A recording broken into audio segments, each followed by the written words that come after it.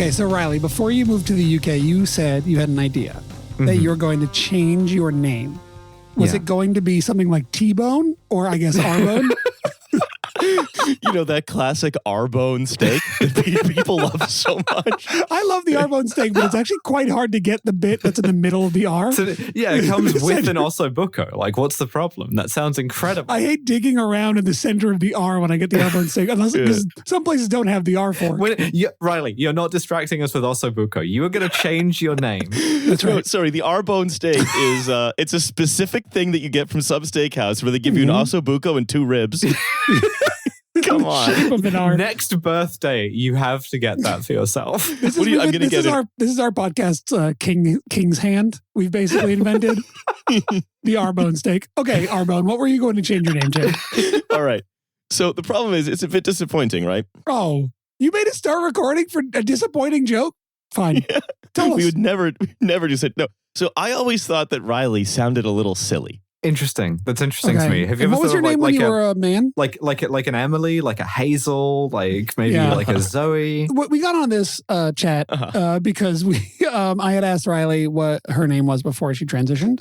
Because we were talking about dead names. And Riley. So R-Bone, what were you going to change your name to? So I always felt like Riley was a bit juvenile and I would never be taken seriously as an adult with a name like Riley. And that's borne out to be basically true, but go on. Because of the world's sort of baseline hibernophobia, you know?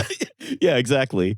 Or the worst kind of hibernophobia, which is fear of people with like 1/8 Irish ancestry, all of whom moved to like the North American continent. I think in a lot of ways the worst hibernophobia is the internalized hibernophobia. You know? We teach Irish people or people of the Irish diaspora to shrink ourselves, to make ourselves smaller.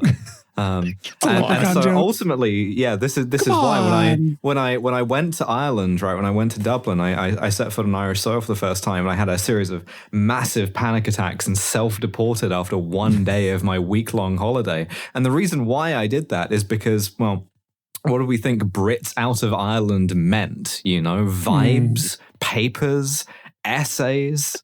Yeah, you were sort of. You were captured by something that was quite literally sublime. Hey, okay, Riley. R-Bone. R-Bone. What were you going to change your name to? What's your secret non-dead name? My abortion name, I suppose, because it was never born. Don't do that. Go on. What was it? Just say the name. Aborted podcaster. I would have loved making content with you, Anon. Do we have to take out aborted name? No. Because November made a joke about it.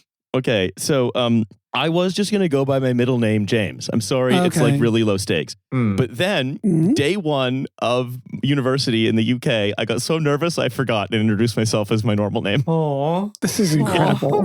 Riley.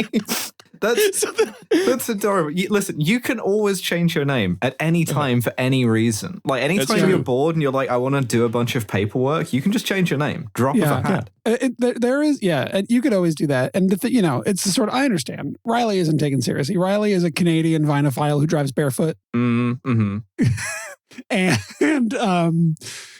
James is like a powerful B school graduate. Yeah. He's got like a very wide tie. James is like Mr. Big's real name. It's not, but it should be. Right. Yeah. Whereas Riley is like, it's the sort of it's the pseudo diminutive ending, right? Yeah, I think that's it. Riley's doing social axe throwing. James is playing tennis. Yeah, you're not just Ryle. You're Rile-E.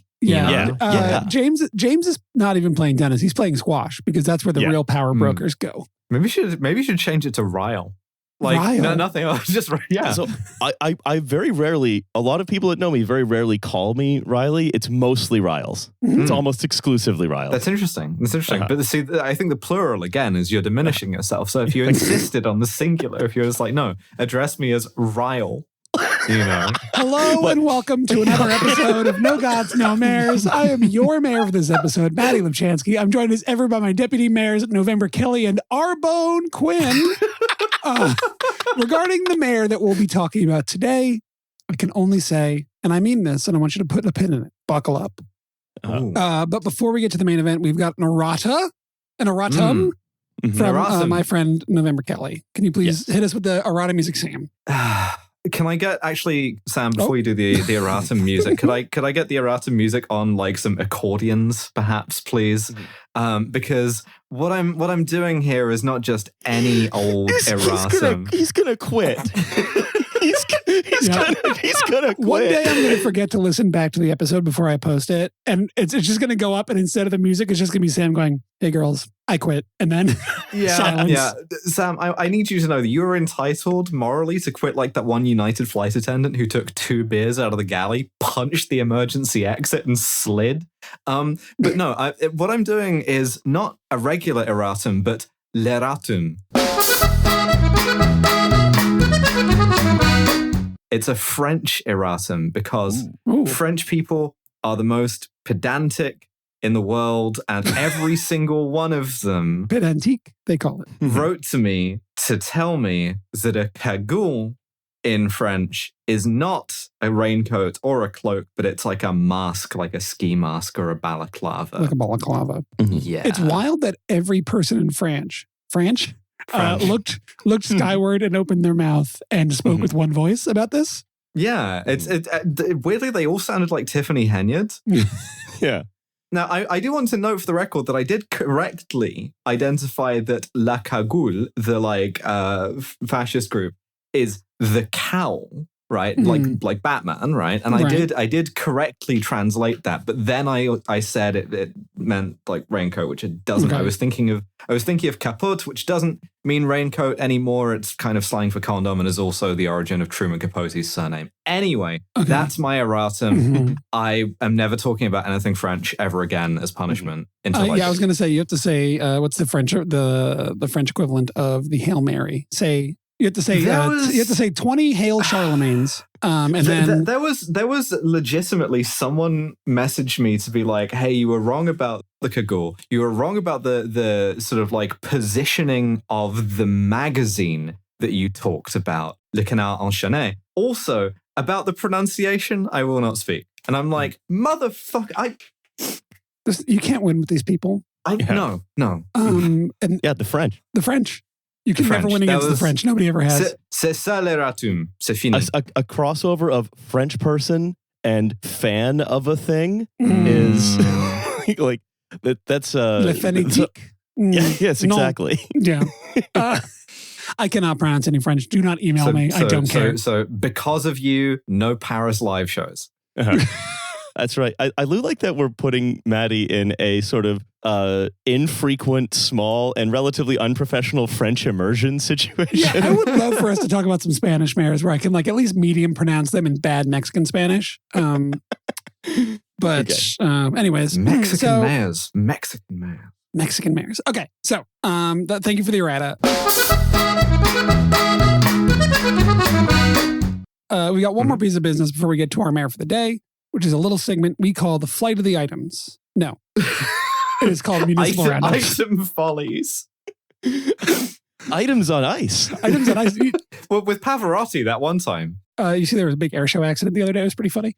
Yeah, with the 2 lesbian planes like frotting together until like all 4 pilots like busted out of there. Crazy. Yeah, they busted out of there for sure. Okay.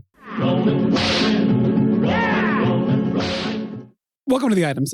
I sure hope it do. Friend of the show and former guest and San Francisco expert Shanti Singh sends this one in. We've got an update from an old pal, London Breed. I sure hope it don't. I'm reading here from the San Francisco Standard. Breed appointed supervisor to help her get Bloomberg job, close aides say. 2 of former Mayor London Breed's closest allies are speaking publicly for the first time with allegations that she handed a coveted Board of Supervisors seat to Stephen Sherrill in hopes that former New York Mayor Michael Bloomberg would give her a job in return. It was her final act in office, and Breed has confirmed that Bloomberg personally called her to recommend the appointment. Sherrill, if you remember from our episode, was a former advisor to Bloomberg as mayor. He worked on Bloomberg's 2009 mayoral campaign. He was appointed Breed's director of the Office of Innovation, which sounds real as hell. He was an intern in George W. Bush's White House. He switched independent after Obama was elected and registered as a Democrat finally in 2023. Having a real like "Are we the baddies" moment, really good. Yeah. Also, just one of the most cursed political journeys as well. Just like once I found out that Democrats could do drone strikes, then I realized maybe they've got some source. Well, it's like, look, we need to have one who's, I'm going to be an drone strikes, yes. Brain leaking out his ears, they don't have that quite yet. I'm going to wait a little bit longer until they've nailed down all my requirements. The accusations don't come from the political periphery, but from 2 former aides who shaped her decisions in office and on the campaign trail. While versions of the allegation have surfaced before, this is the first time sources with direct knowledge are speaking out, and their accounts go further than what has been previously reported. One of the sources served under Breed for 4 years as her supervisorial chief of staff and remained one of her closest advisors for her entire career. That's bad if like these are the guys that are snitching on you. Yeah. You know? He says he's not coming forward out of animus for Breed, but out of caution to voters who are considering Cheryl in the election for the District 2 supervisor seat on June 2nd. Which is, of course, local politics speak for, if I could, I would wear her eyes as a necklace. I hate her so much. Her eyes, that's hard to keep. But Johnston says Breed told him, quote, "I'm 50 years old. I'm going to be out of a job. I have to worry about my financial future." She told him, he said, that people in Bloomberg world are, quote, "going to hook me up." Oh, wow. Don't say that to people. Like, don't give yourself the exposure of saying to people, "Oh yeah, Mike Bloomberg's going to corruptly get me a job." Yeah. Yeah. Oh, don't worry, everybody. This quid that I seem to be giving, I've got a pro quo. I know that you're my friend, and because I know that you're my friend, I know you're going to be worried about me and my career once I leave office. So just to reassure you, like, no, I do have the corruption sewn up. Imagine if Eric Adams was like this. Imagine if the feds had a bunch of texts from him being like, "I know you're worried about your boy Eric, but don't worry, I'm going to become Albanian." Yeah, I'm going to be the mayor of Tirana, and that has immunity on all of Earth, I'm told. I think it's really funny that like London Breed did a bunch of MDMA and then started talking to people from the heart. I think I just experienced empathy for the first time, and weirdly it was for Mike Bloomberg. Yeah. He was wearing a really, really soft jacket. Just touching Mike Bloomberg's velour rave jacket. People, though, honestly, I think that the beautiful thing about like techno and raves and stuff is that it's like all ages, everyone. And so when Mike Bloomberg shows up wearing the hot pants and the unicorn boots and like fully candied out twirling glow sticks, you just gotta tell him, like, I'm just so grateful I know you and that we are gonna, like, we look out for each other. Mike Bloomberg in the chill out at Berghain being like, "I love big gay ice cream." Yeah, Mike Bloomberg said to me in the club, "We all fam." I mean, I guess if it's Berghain, it's more like, "I love small gay ice cream," but still. Yeah. Apparently, his clearest memory of these conversations was just a day after she lost the last election, as he stood in the Redwood Grove, the Transamerica building, speaking to her on the phone. Johnson claims Breed told him word for word, quote, "This one's for me." Was she fucking shopping for her corruption job? Very bizarre. Breed apparently rejected it's like she's buying a used car. Like, oh yeah, this one speaks to me. Yeah. Breed apparently rejected other appointees she'd interviewed with decades of experience in the district. Apparently, this guy Johnson cautioned her against making the appointment. "I would tell her that you can't do that. It's a terrible idea. There's going to be a huge backlash. It'll undermine your legacy. He's not even remotely qualified for the appointment." Breed denies the claims. Meanwhile, she's just like looking around the new office, and it's exactly like the last scene of One Battle After Another. Also, I want to include you glossed one piece of one line of this article, which is that it includes wealthy neighborhoods like Marina, Cow Hollow, and Pacific Heights. You're not supposed to corruptly employ the people in charge of those ones. That's a really good point. That's a really good point. That is true. That is true. All of these people are going to get like a Bloomberg stooge, and they're going to hate them. Bemonocled residents of Cow Hollow. I wish though they should look. It's like, look, yes, a Bloomberg stooge is going to be in charge of this area. However, remember, he's broadly aligned with your interests. And second, who wants a Bloomberg terminal? Ooh. Yeah. I want to be very clear, she said. Stephen Cheryl was appointed because I believed he was the best person for the role and his ability to serve the district and city effectively. So she just denies it, but this seems pretty cut and dry. I would say so. Given this whole like speaking to multiple people and being like, yeah, I'm going to give this guy the job so that I can get a job at Bloomberg working the terminals or whatever. Yeah. I'm going to be a terminal tech. I believed he was the best person for the role of moving me to a bigger house. You can just get into like any financial services building if you just show up with a friend, both in Bloomberg jumpsuits, and just like yell a bunch about fixing the Bloomberg terminals.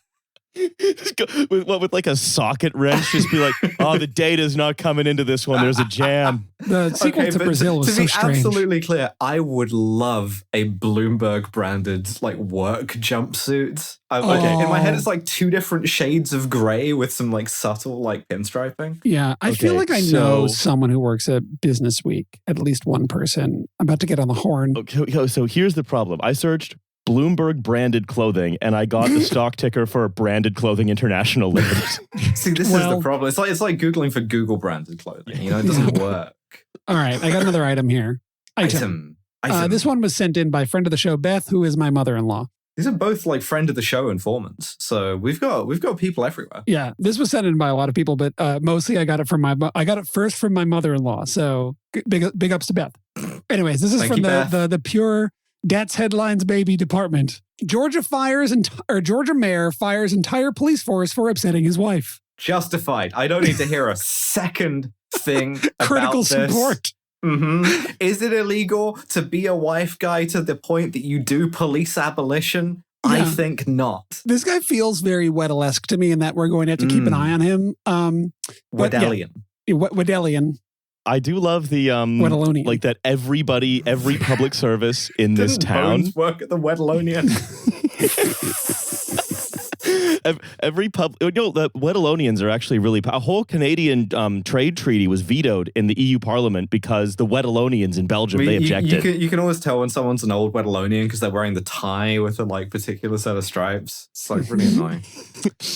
No, I was gonna say it's like this is the mayor who will send you into the cornfield if you upset his wife to the Twilight Zone. The mayor of a small Georgia town has axed its entire police force for upsetting his wife, who'd previously been accused of creating, quote, a hostile work environment.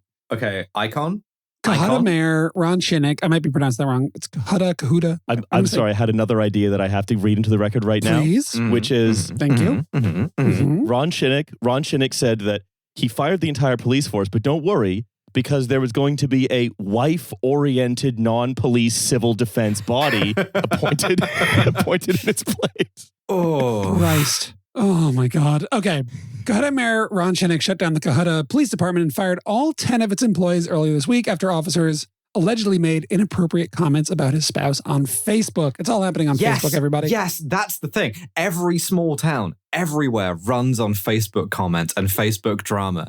And I love that this is our future now, where it's like I'm talking shit about the mayor's bitch wife on Facebook, not knowing that the mayor can see me because he's logged in on his like sock puppet account, not the mayor. Yeah. Also, I love that in a small town, a sock puppet account is impossible because you're like, wow, this guy, like, Richard Wanda comments on everything, but I've literally never seen him outside of Facebook. Our town that is so small that the entire police force is 10 people. I think it's like 1,000 people in the town. And then there's one other guy in the group chat called Sean Rinnick. Yeah. Chronicles of Rinnick. The Chronicles of Rinnick. Chronicles of Rinnick. Yeah, no. Okay, all right. So before we move on, I'm sorry, Sam. If we're going to talk about the Chronicles of Riddick again, we're going to need Chronicles of Riddick theme music. Don't you fucking do this to our beautiful boy. Just one beer in each hand. Okay. Look, if we do it again, we're going to need Chronicles of Riddick theme music. Okay. If we do it again. If we do it again. For the next time we talk about him. No, for the next time we talk about him. Okay. The PD has been dissolved and all personnel have been terminated, read a brutal sign at the department's door first thing Wednesday. It wasn't immediately clear if cops were notified in advance or only found out they'd been fired when they showed up expecting to work. If that's a thing you can do, if you could just go to the police station, get there early and tape a sign on the door that says cops are over, no more cops, and they just go home. Wait. The police abolition movement in America has been sleeping on this tactic. I'm going to go down to the 116th precinct tomorrow morning and put this sign up. It just says police abolished -ZM. And see if they just go home. It'll clear up all the sidewalks to walk on finally because they park on them. Anyways, they'll get a paycheck. We're not that way, and I appreciate their service, okay? It's time for a change, Shinnick said bluntly when asked about it. We're not that way. We're not that way. The petty saga erupted last month when several officers lodged formal complaints about the town's former clerk, Pam Shinnick, who is the mayor's wife, continuing to work for the town despite having been fired. Wait, she just kept showing up? Well, here's the thing. It's a lesson about stick-to-itiveness, right? Like, if you're a cop and you see the sign on the police department that says closed by order of Zoran Mamdani and you go home, that's weakness. If you're the mayor's wife and you see that you've been fired and you keep coming into work, you win. So the lesson here is they can't fire you if you keep showing up. And if you marry the mayor. That's also helpful. That part's super important. Hey, the police department should have married the mayor if they wanted to stay employed. Oh, they all could have married the mayor. Apparently, she was fired last year, but still had access to personal and classified information. In the wake of the formal complaints, the mayor held a joint press conference with police chief Greg Fowler and town attorney Brian Rayburn to say they managed to resolve the dispute through open dialogue and good faith meditation. But roughly a week later, the cops were all fired anyway. Hold on a second. Did they say that they had solved it through good faith meditation? Mediation. I misspoke. That's way less fun than if they had misspoken, because I don't want to make fun of you too much because we're good friends, but I do want to make fun of these people, and so it's kind of funny if they just had a bunch of like small town Georgia cops in like Lotus position. Sure. I'm just going to wait for the group chat to change. Roughly a week later, the cops were all fired anyway. This all comes to personal vendetta from the mayor, and I wholeheartedly believe that, said one of the axed officers, adding that they'd been assured their jobs weren't in jeopardy for lodging complaints about the mayor's wife. Just a real sort of like Chinese emperor kind of vibe of like, yeah, you can complain about my like chief eunuch anytime you want, and then gonna have you boiled in oil though, but you can complain. Yeah, I'm just gonna complain about this guy who's always whispering. That's probably not an issue. We took a stand for transparency, and in result, every one of them has lost their jobs, he added. The mayor, for his part, blamed the conflict on inappropriate comments posted on Facebook by the officers. It wasn't immediately clear what he was referring to, but for now, the fired officers have been ordered to return all their department equipment. Giving you a badge and your gun, but like actually. Yeah. You're a loose cannon, Officer Riddick. Yeah, give my wife your badge and gun. Give my wife your like. I mean, small town Georgia cops. Give my wife your Palmetto State Armory sidearm, and like leave and never post about me or my wife ever again. Yeah. So give my wife the keys to your MRAP vehicle. So that was on May 6th. We're recording on the 18th. However, on May 11th, a week ago today, small Georgia town reinstates officers days after the mayor dissolved the police department. A town council in a small North Georgia mountain community has reinstated the community's police department, restoring the jobs of its officers 2 days after the mayor fired them all. Do you think the mayor stood up to honor his wife, or do you think that his wife was like, what are you going to do about it? And he was like, that's an interesting question. The sort of honor of the mayor. And I don't know that we know, but I would love to find out. Yeah. I do love that the town council, like, here is going over his head and being like, rude to wife is not grounds for firing, which it should be. Maybe. Yeah. So apparently the town's attorney, Brian Rayburn, told the council that the officers' firings hadn't followed the town charter, which requires 30 days notice before they can do this kind of thing. You have 30 days to stop being rude to my wife. Yeah. Clock starts now. 1 calendar month. The best kind there is. So the council went into an executive session to discuss matters of litigation. When they emerged, the mayor voluntarily did not return to the meeting. The vice mayor, this guy called what's his name? Kornberg, Shane Kornberg. Average American name. Yeah. Sean Kornberg, as vice mayor, took over the meeting. The council then passed the ordinance reinstating the officers, and another measure preventing the mayor from firing the officers for the next 30 days. So is the mayor leaving does suggest to me that maybe this was in fact his idea rather than his wife sort of putting him up to it. And maybe he was just authentically mad on behalf of his wife. I think he was just which makes him a real lover.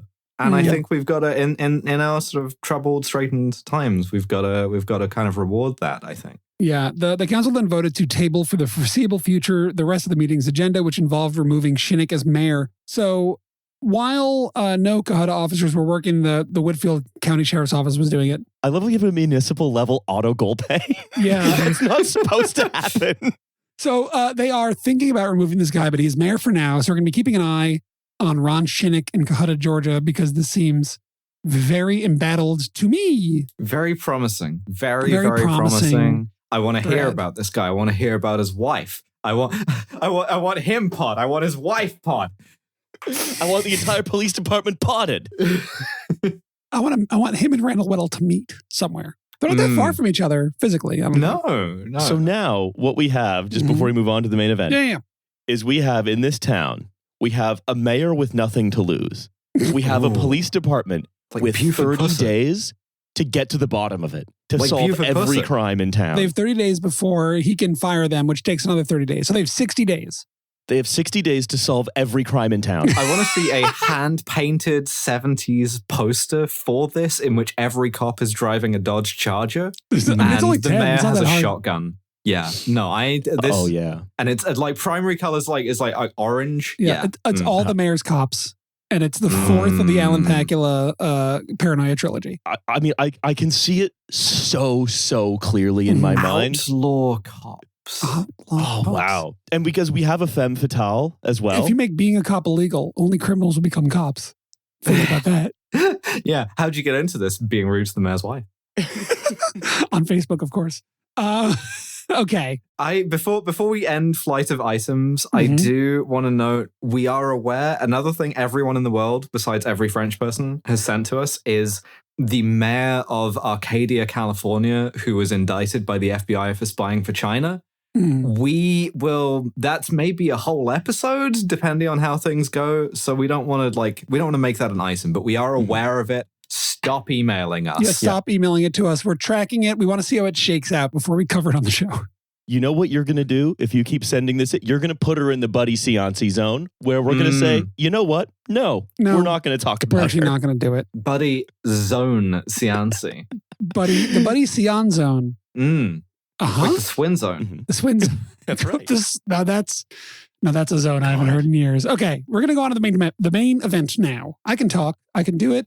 I do it professionally. Yeah. So our main guy today is named John Purroy Mitchell.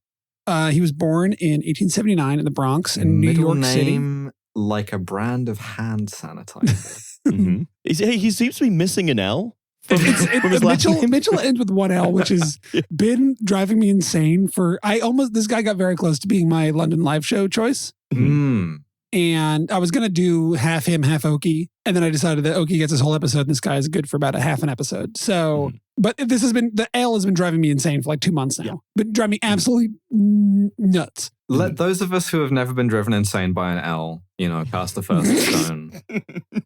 Do you think he was the kind of guy, like the real, sick son of a bitch who, got a little thrill off of being like, yeah, my name's Mitchell, 1L, and watch people go insane? Get it right or else. Like he's from the grave, assuming he's dead. From the grave. He was born in 1879, Riley. Yeah, 1870. I don't want to assume. Yeah, he was from the grave. He's tormenting us with his terrible name. Yeah, 150-year-old. Don't check my maths on that. 150-year-old guy with a weird name. Yeah, it's about 150. You can imagine. It would be 150 next year or in 3 years. So it's the same thing. You can see why we didn't go into chartered accountancy. He's 145. Anyways, so his father James was a fire marshal and his mother Mary Purroy was a school teacher. I want to do a quick American Dreamtime sidebar here. Ooh. It's just the world Dreamtime, really. James is his father's father, also named John, was a celebrated Irish nationalist writer known for his indictment of British policies that caused the potato famine. In the Irish paper, The Nation, and also his big-time fandom of the practice of chattel slavery. He was eventually transported by the British to Tasmania for his nationalist writing. He escaped to Virginia somehow. What? The 19th century is not real, but it does hurt us constantly.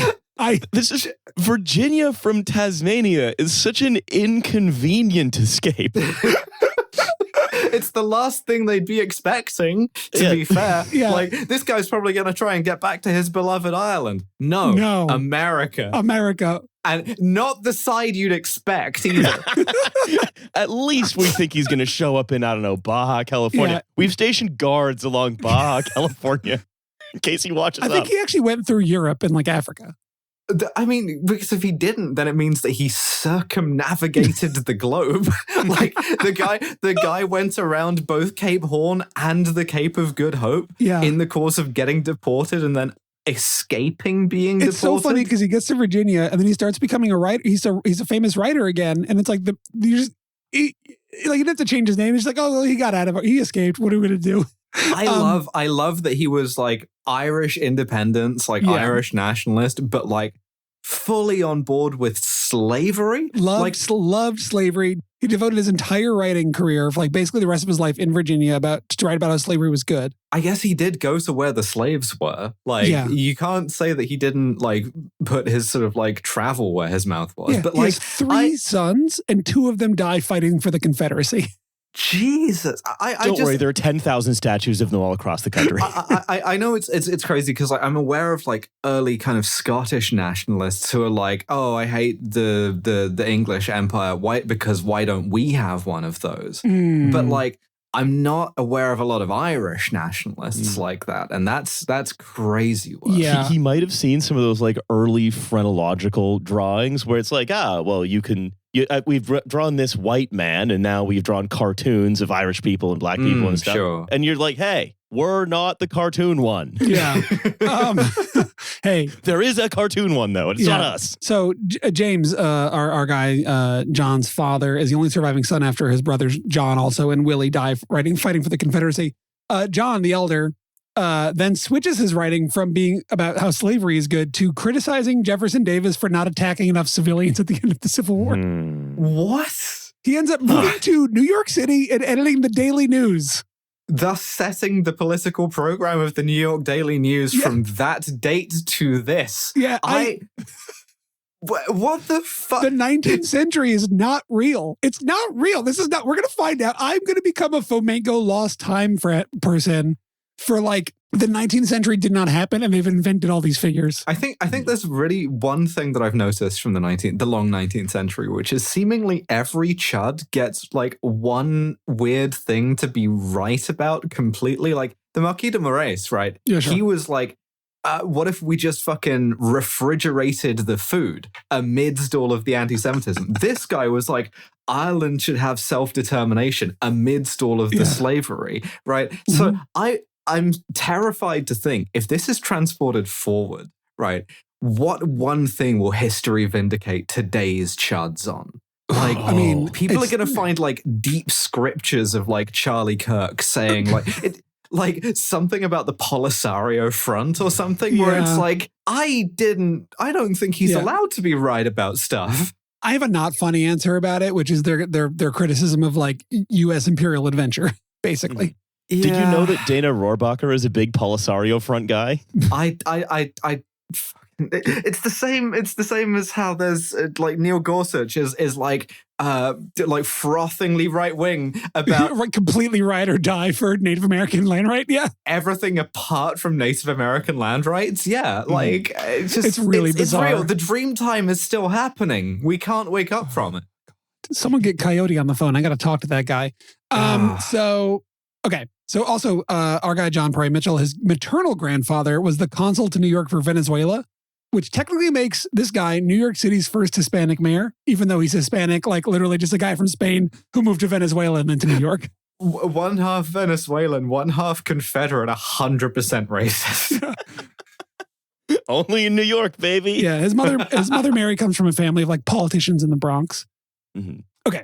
So John Purroy Mitchel, he graduates from Fordham Prep and gets a BA at Columbia and a law degree from New York Law School, which is a real law school that still exists, despite sounding fake as hell every time I walk by it. It's like the University of London, right? Yeah, it's real kind of like Hollywood upstairs medical school. Yeah, the city of New York, the college of the City University of New York, rather, CUNY. You walk by it and you're like, that looks like a college. You just see a building that says New York Law School. You're like, this is a film set, right? Like they're filming a movie here.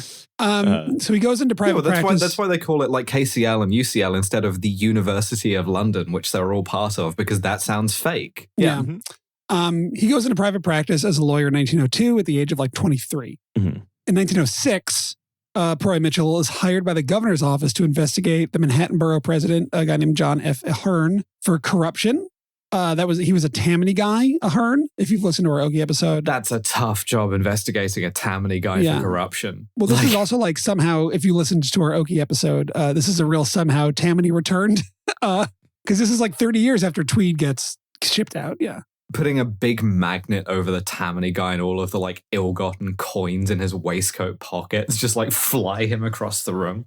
I found a New York Times headline I love here, which is "A herd pilloried may be removed." Literal or figurative? Great question. In 1907, inefficiency, neglect, wage, and corruption are the words that the commissioners of accounts used to sum up their inquiries into the various bureaus that come under Borough President Ahern's jurisdiction. I'm glad that borough presidents got much more serious in recent years. Yeah, well, it's actually, no, there's still, no, it's even like, it was more serious then. It's like now it's a completely ceremonial position. It's a reference to Eric Adams. Eric Adams, it was a cartoon job when he had it. I would love to do inquiries into various bureaus. And I feel like that's something that you don't get to do anymore. Yeah, well, that's that one Eric Adams video where he's inquiring into various bureaus in that room. Bureaus, credenzas. Yeah, anything inside a pillowcase.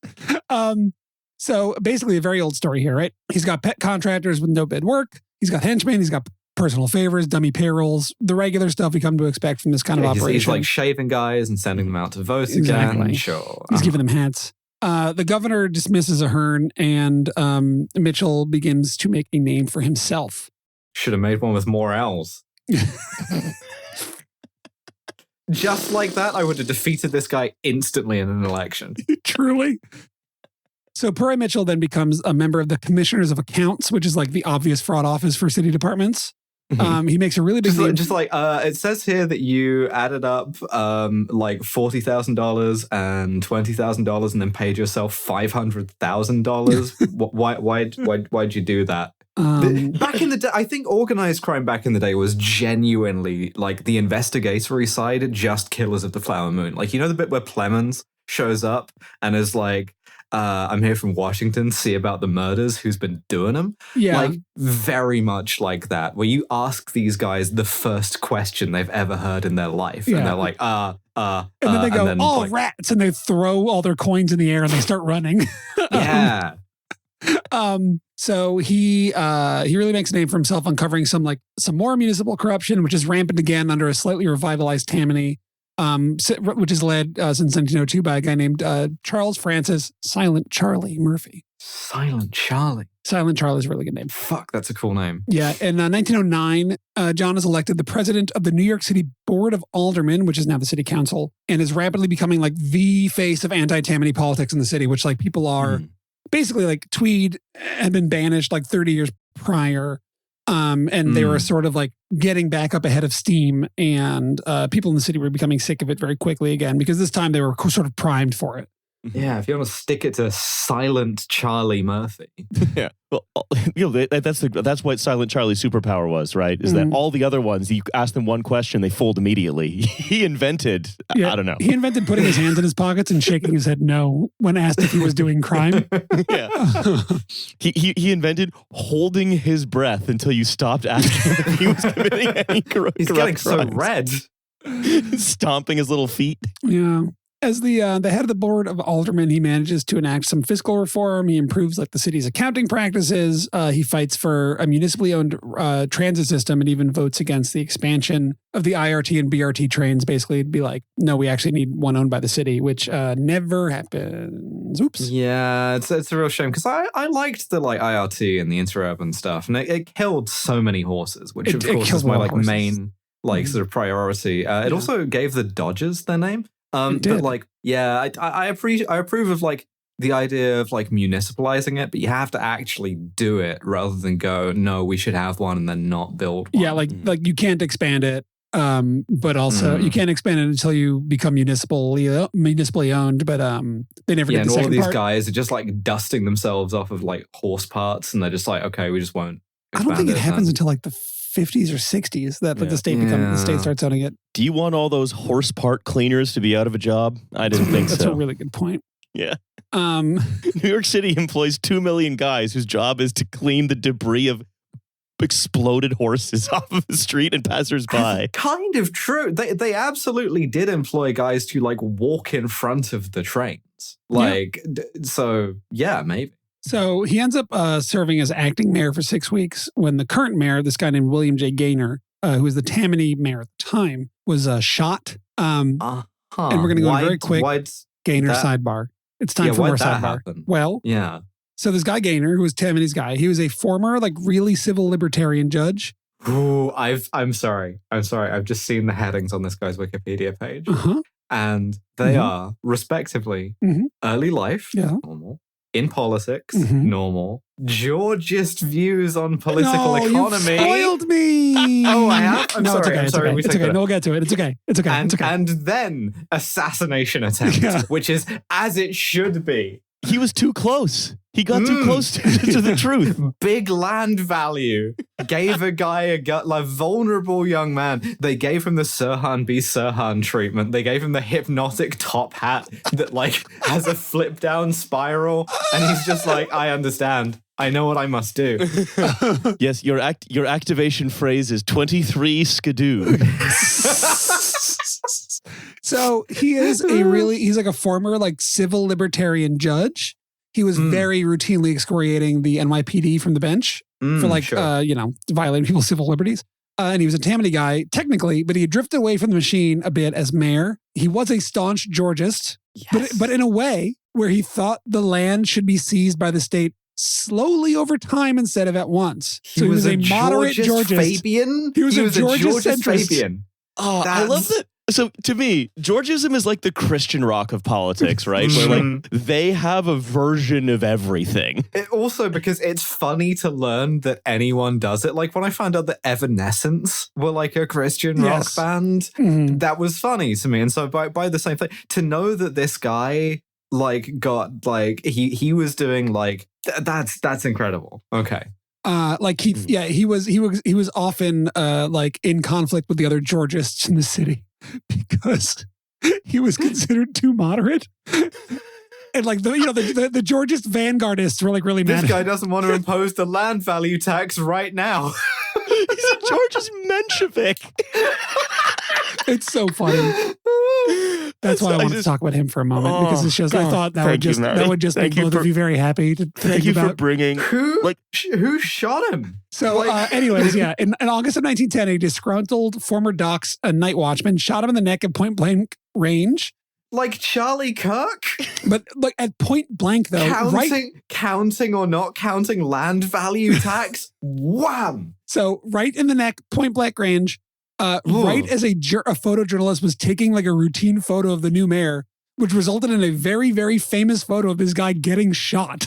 Oh my God. They really gave him the Charlie Kirk. Scroll down his Wikipedia page. It's there. It's really fucking crazy. Yeah, Why is he wearing that like waistcoat that says freedom on it? Did political cartoonists like get really angry about it for 2 days and then everyone just started drawing political cartoons of his face and other people? So he remains, to this day, the only New York City mayor to ever get actually hit with a bullet. Jesus. He had that bullet lodged in his neck for the rest of his life. He died of a heart attack on a cruise ship 3 years after this, unrelated to the bullet. I mean, that's incredible. Which is some real long 19th century kind of adventuring, I think. The dream time. The dream time. I mean, I love that here in this photo, he has like visibly been Charlie Kirked and people are just trying to like hold him up as if it's the kind of like it's the 19th century like kind of staunchness first aid protocol of like so long as you don't fall down. Yeah. Well, that's why they kept the suits very, very starched, so it actually supports you a little bit if you began to crumple. And you know what? Given that this guy survived and Charlie Kirk didn't, maybe they were onto something. And maybe if the Kirkster had the kind of support of like a stand collar and several like stout and extremely corrupt Irishmen, he would still be with us today. That's a really good point. I bet he had a much higher neckline on his shirt. So what you're saying is actually we need to bring back old school dressing. It was not the power of the guns at all. It was the fact that he was wearing. What we need to invent is someone in real life needs to make the John Wick suit and give it to all politicians. A real John Wick suit. Charlie Kirk claimed to be like trad, right? And yet he refused to even engage in the most trad method of suicide prevention, an 1.5 inch thick starched collar. Yeah. He was wearing what Gaynor would have considered to be underwear on that stage. That's why he got killed. That is literally true, yeah. Yeah. The craziest thing about the Gaynor assassination attempt, though, is that there was that guy who was from, I guess it would have been still No, it would have been Utah at the time, I guess. Yeah, Provo, the guy who just like started, like made himself known in the crowd, being like, "I did it, and I do it again," and got shillelied half to death before they figured out it wasn't him. Oh no, I mean the guy, the Mormon, the Mormon fellow who happened to be looking and said into a wax cylinder he had pointed at himself. It's your boy Elder Cylinder. The mayor has just been shot. Read the Book of Mormon. Yeah, read your Book of Mormon, and then he ran over and grabbed a bunch of Gainer for Mayor merchandise, stealing a bunch of like opera hats. He turned his opera hat backwards as well for some reason. It's just the same. Everything. If you ever feel depressed in your life, just remind yourself that it's impossible to put on a top hat in the wrong direction. That's a really good point. Yeah, and that should really make you feel better about everything. Yeah. There's no wrong angle to put a top hat on. That's a really good point. Precept. Precept. Yeah, sorry. Okay. Right, well, now I got to open the document. Hold on, because I'm not going to remember this. So there is a wrong angle, kind of like laterally, but rotationally. Question. Rotationally. Yeah. Question for the class. Is this an immortal precept, or is it our third aesthetic principle? I think it's an aesthetic principle. That's a pretty strong aesthetic principle, I would say. Yeah, which of course, street trading is ugly, columns are beautiful, more theming is necessary in daily life. And of course, number 3, there is no wrong angle to wear a top hat. We have a very conservative set of aesthetic principles, I have to say. That's remarkably 19th century. It's like we should build some kind of covered market with columns, and also wear a top hat at any angle. No, wear a top hat at any angle. Yeah, don't worry. Because if you put it can radially, it's symmetrical.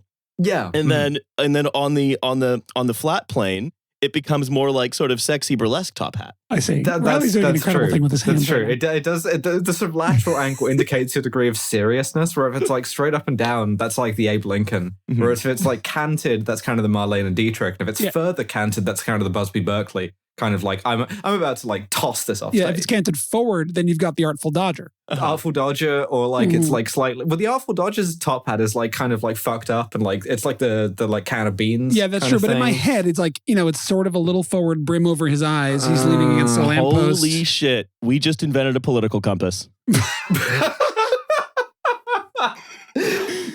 Just wordlessly on the debate stage, every candidate is tossed a top hat and just has to like put it on themselves. Just situate yourself, thing, please. Mm-hmm. Okay, so Purroy Mitchel at this point, he's made himself. Who? Oh yeah, the mayor. The mayor.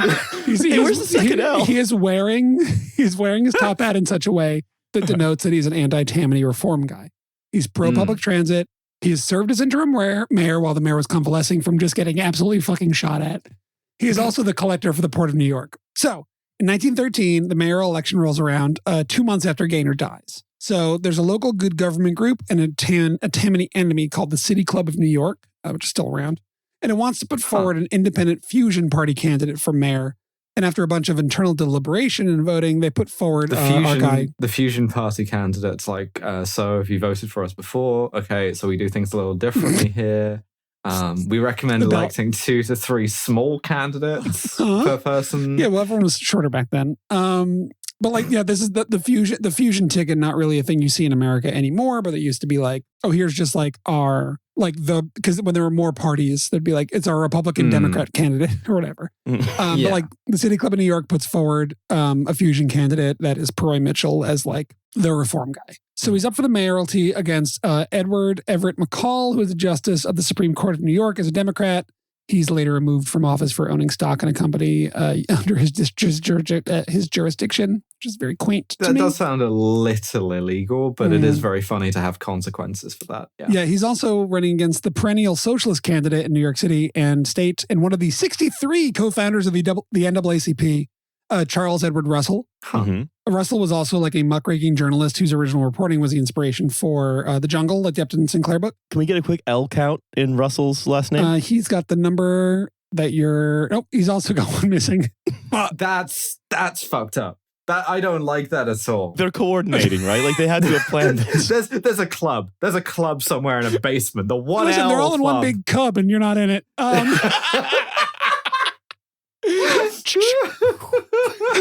Oh, man.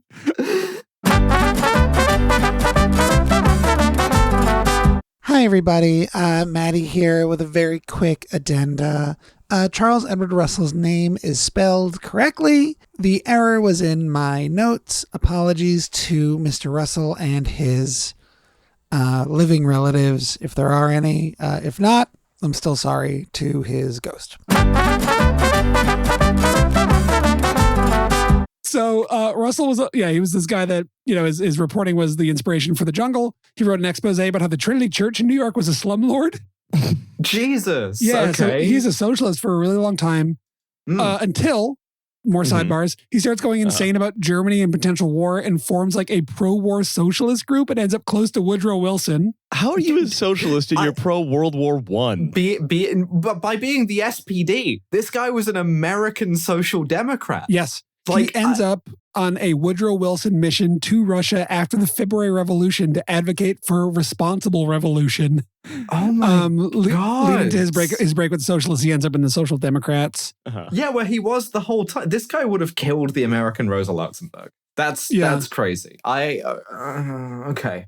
This guy would have, let's see, he would have adopted the pose of a Hokusai manga drawing, and tried to enter the tried to enter the press club where he would then kill Taft. I was also, when I was writing this, I wanted to refresh my memory very quickly on the February Revolution. I do want to point out the funniest Wikipedia heading in the world, which is that if you go to the February Revolution's Wikipedia page, it says also known as the March Revolution, which I think is very funny. Russia having two calendars, one of the most goated moves historically, because it means that you just fuck everybody's shit up. It's the kind of like, it's the what's the adjective for calendar? It's the calendric equivalent of like one L in the surname. Sure. Where it's like, no, fuck you. You think the October Revolution's in October? No. November. So, yes. Yeah, anyways, he ends up with the Social Democrats later. History is not real. It's not real. No, it's not real. It can't hurt us. It has never hurt me. So Purroy Mitchel wins the election in a fucking landslide because he's the only normal guy anyone has ever heard of. It's like, I want to do corruption. I want to kill Rosa Luxemburg. I think the train should run on time. Which message will resonate with voters? He is elected at 34 years old, making him the second youngest ever New York mayor. The papers call him the boy mayor of New York. Yes! Which is how I found this guy originally. Because he's the boy mayor of New York. The boy mayor at 34. How old is Zoran? Zoran was 35 when he got elected, I think. Oh, so like old, busted, washed. Yeah, let's see how old. I think he was born 91. He was born October 91, so he was 35 when he got elected. Oh God, I know he's younger than me, but like I don't ask me the thing I ask myself every morning while punching and hitting myself. Hey, girly pop, I'm older than you. Shut up. Okay, so. Okay, well, anyway, so like my point is this guy could plausibly have like not experienced twink death yet. Yeah. So like, that's crazy. So one of the first things he does is he appoints a guy named Arthur H. Woods as NYPD commissioner, who's actually a very interesting figure. NYPD commissioner. Well, he's a normal aged man. What? Sorry, Mattie, a normal aged man? He's a man of a normal age. He's not a boy. Is what I'm saying. He's a man. All the girls talking about a normal aged man. So he's a very interesting figure, this guy, Arthur Woods. He's a former school teacher. One of his former students was FDR, in fact. He's a reporter for the New York Evening Sun. He gets really interested in police work as a reporter, especially from the angle of sociology. And he's got all these ideas for reforms. I can't imagine doing that. He had a very popular wax cylinder he used to send out. Yeah. He actually had a few. Yeah. So the NYPD commissioner just kind of appoints him deputy commissioner. And as deputy, he starts the NYPD Academy, models after Scotland Yard. He's like just like first... we should professionalize the NYPD. We should get like maybe batons instead of shillelaghs. Yeah, he's like the NYPD's first like community policing guy. Yeah, I got this guy in who's got like a podcast or like a Substack who has some thoughts. It's like They call it a Substack because he would hang out near a smokestack at the bottom of it, and he would say his ideas. Is it just but like I have a criminology degree. I don't think Jessica Tisch is gonna be like, hey, do you want to be deputy commissioner of the NYPD? No. Because I think you've got some ideas. Yeah. So, but we love to try community policing every 20 years or so, don't we? So around this time, there is a police inspector called Joseph Petrosino who had something called the Italian Squad, which was basically an anti-mob unit in Little Italy. this guy Petrosino was murdered in 1909. Yeah, it was like, I remember this, not directly, obviously, I'm not that old, but like it was like one of this was the kind of the like mob's Kiki Camarena thing. Yeah. Where it was like your process of negotiation with the state, where the state is like, no, but you can't kill cops though, kind of thing. So Petrosino was murdered. Woods is like, I'm out of here. He goes into the lumber business in Mexico. Sure. In 1914, Mitchel is like, I need someone for the NYPD commissioner. So he gets him back in 1914. So he's a huge reformer that he focuses like Ulysses S. Grant running a store in Ohio. Yeah. Just like I'm rusticating myself to run El Timber Yard in Sonora. All of these motherfuckers must be like, I'm just like Cincinnatus. Yeah. So he's can't wait for them to ask me back. Ooh, I wonder when. So this guy Woods is a big reformer, and he focuses on like sociology pretty heavily in crime fighting, and he really engages with like street level gangs, which were plaguing the city at the time, and he fights a lot of internal corruption in the police department to like professionalize it. This kind of period in criminology is like professionalization of law enforcement. It really cuts both ways. Yes, you didn't need me to tell you that, but like it's good that you're not getting shillelied as much. I guess. Yeah. So the administration kind of chugs along as like the good government guys for a little bit. He remains neutral during a couple of strikes because he's like the apolitical good government guy, right? Oh, gross. This fucking technocrat. Yeah, for real. He's big on appointing... If he's so technocratic, why can't he spell his own name? Yeah. Yeah, I got him.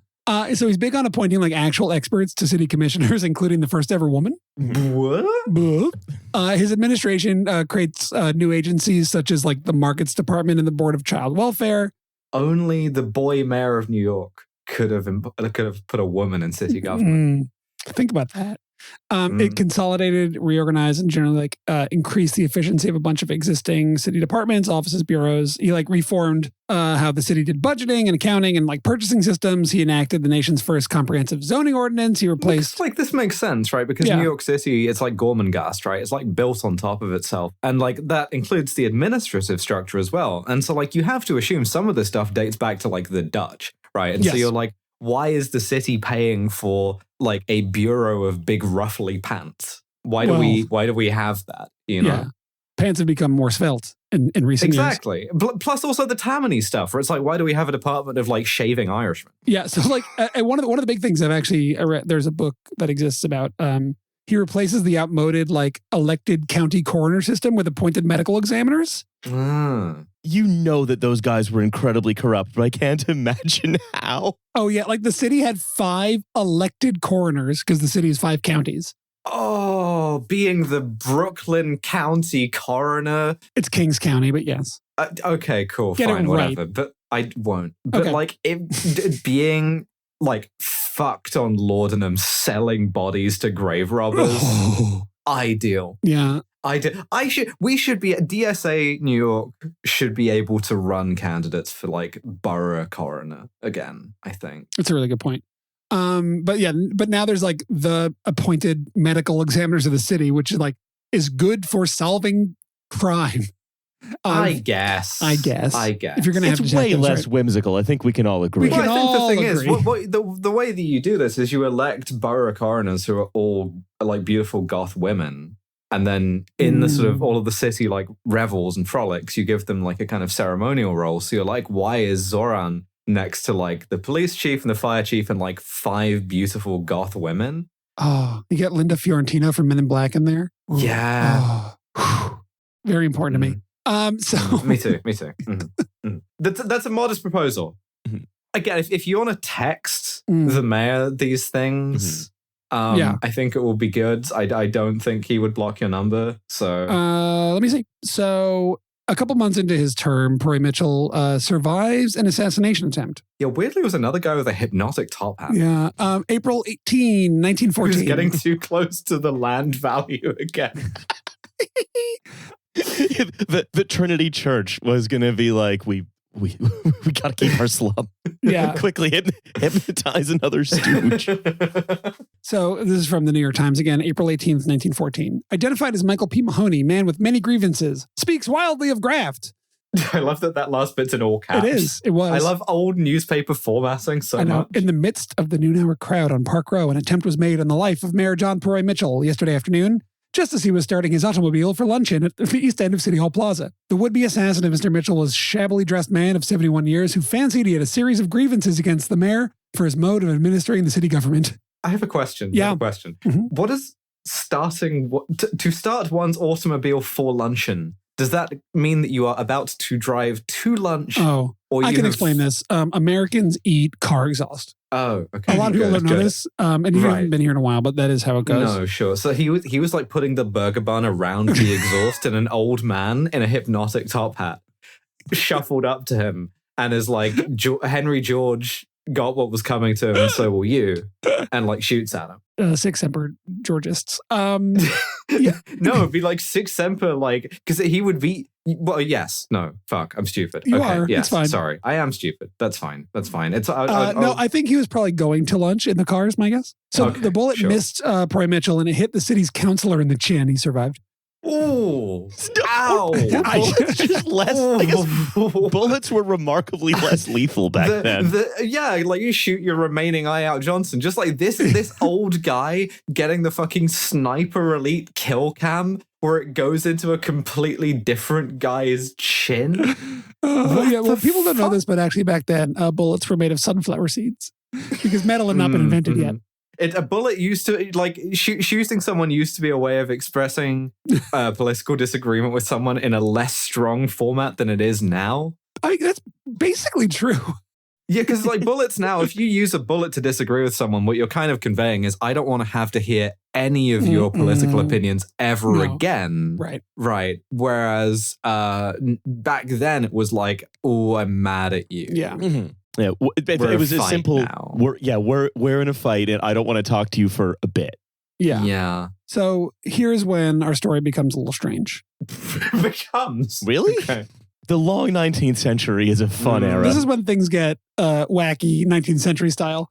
So he starts to get unpopular really quickly. He combines like the vocational and academic courses at schools as part of a progressive era education theory called the Gary Plan. Oh, Volt 87, I remember that. Yeah, which upsets a lot of working class New Yorkers. He pisses off all the teachers. He cuts welfare. He fails to uphold a promise of getting the old New York Central train tracks off the west side of Manhattan. That's the High Line Park now. Mm-hmm. Oh, shit. So, like, not only did he not move them, he not moved them for so long that they became a park, like the end of Gangs of New York? Yeah, well, it became first a place for, like, people to go cruise and do drugs, and then it became a park. Mm-hmm. I mean, those can be the same thing if you're not a coward. That's a really good point. Well, he investigates corruption in the Catholic Church, which pisses off all the Catholics. Mm-hmm. Yeah, don't do that. Don't do that. No. These are also all people that used to be Tammany people, but rejected them due to the corruption, right? But he's driving them back into like Tammany's waiting arms again. This guy, it seems like he's got like no kind of political instincts because he's trying to do like balls and strikes, like technocrat stuff. Very much. Right, and like he's like, sorry, go ahead.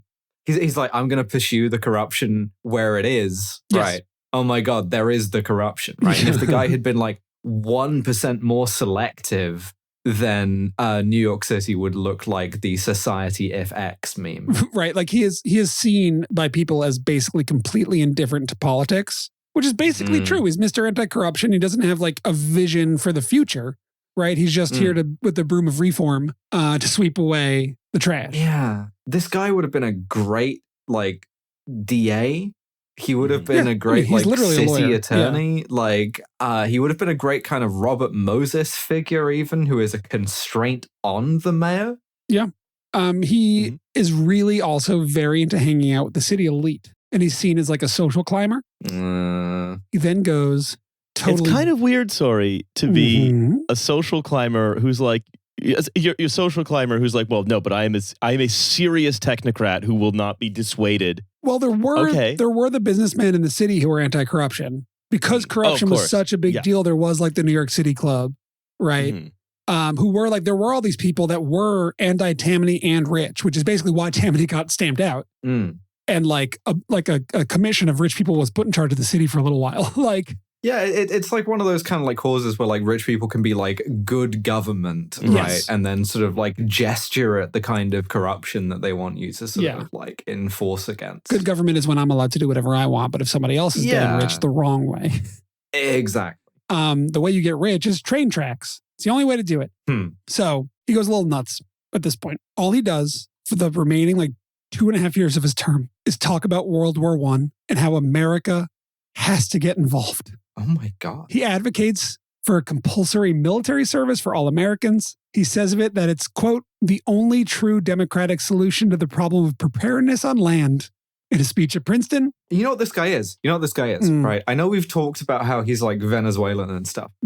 Spiritually, right? Mm-hmm. You know how I've made this joke, right? That Scandinavians really like this joke. Where I'm every Scandinavian has a secret switch in their brain. And you don't know what it's going to take to flip that switch. But once it is, all they can think about is dead Russians and how to make more dead Russians happen.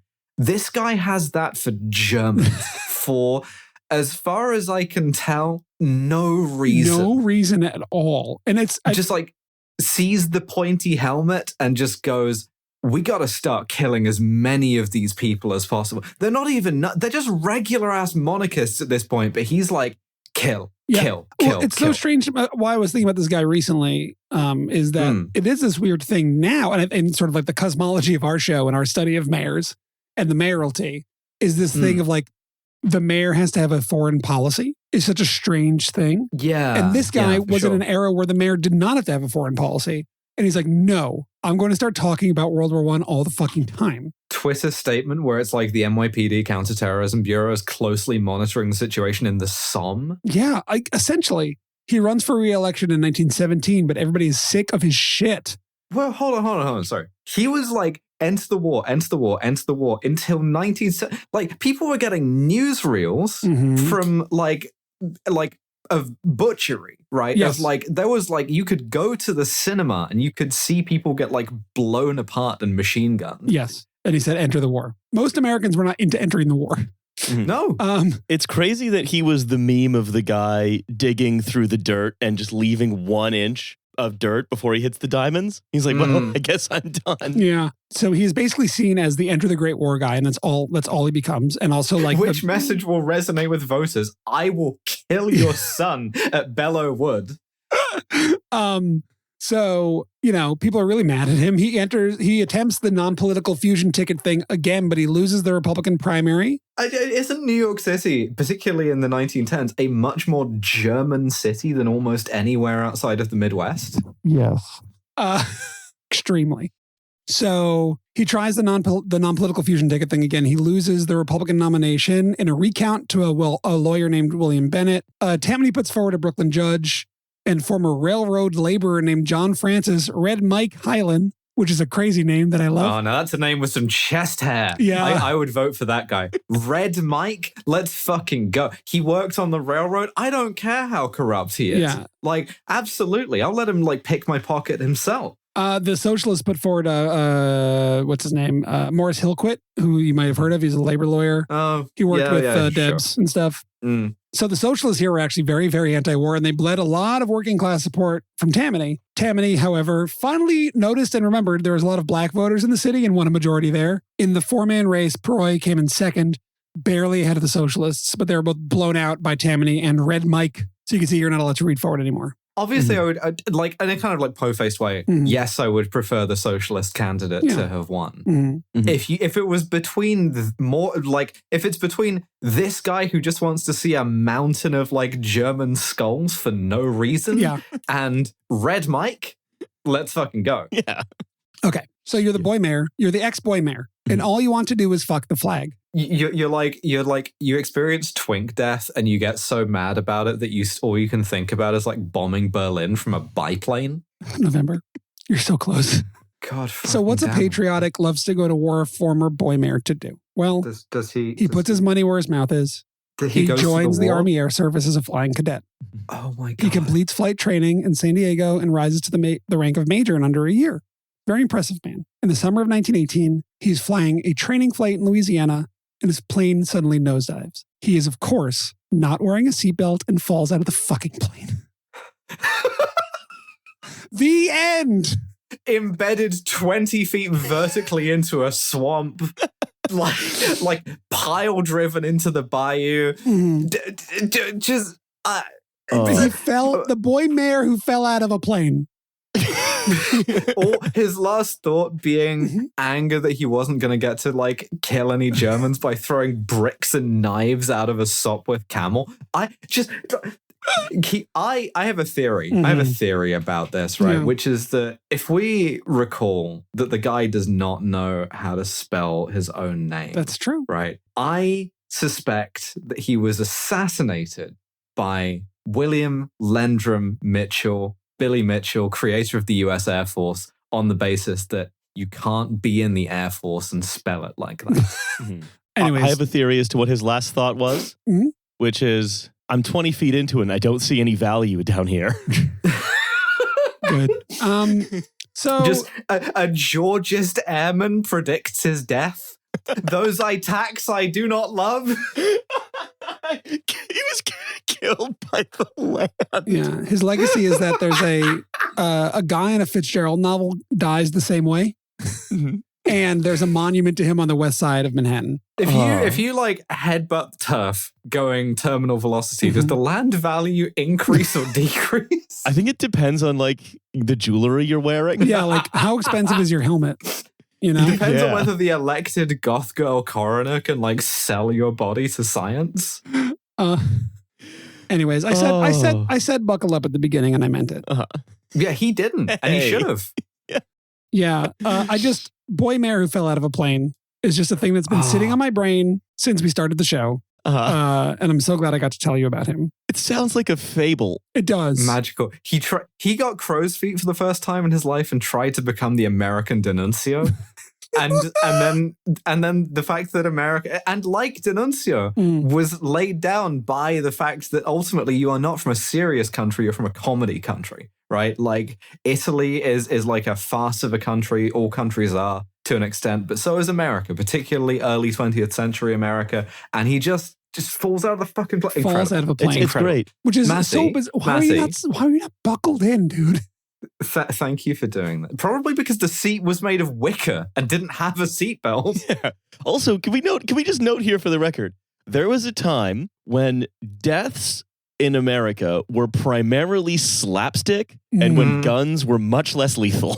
Yeah. They should go back to that. I would love to. I would love to die. I volunteer to die hilariously if it would get rid of most guns. One of the circling back to Goth Girl coroners, obviously one of the only good pieces of like job themed merch that I've ever seen. You know the type, like you know, I'm a police officer because my Hogwarts letter didn't come type shit. Sure. Right? The only good one I've ever seen is a chalk outline with some blood on it, and it says "Support your local medical examiner. Die strangely." That's really good. Wait, I want that. Yeah, me too. Me too. It's a little like pin badge. You can find it on Etsy, probably. Okay, I thought you were gonna say like, you know, medical examiners do it stiff.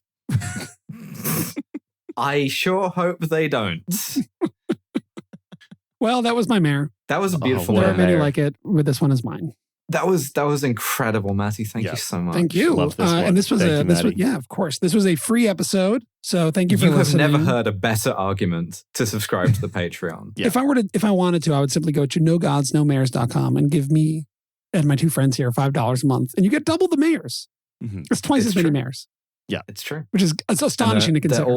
And also the backlog really of this is like our 90th episode or something. There's a lot of mares in there that you maybe haven't heard. For $5, you can get hours of entertainment. Yeah, you can know what we're talking about like half the time. That's true. Yeah, I wouldn't go that far. It is the 90th episode. We're getting close to 100. Yeah, this is actually 91. Big 100. 89, maybe? It's around there. Jacques Médecin was 89. Well, Riley, this is episode 90. No, because Médecin, there's one in the middle. This is 91. This is 91. Wow. Because last week was the second live show. The year Zoran Mamdani and I were born. There we go. Thank you. I was born in 1891, so which makes me happy birthday to you as well. 135 years old. Yeah. Anyways, we'll see you next time. Bye everyone. Bye. Yeah, write your age in the comments below.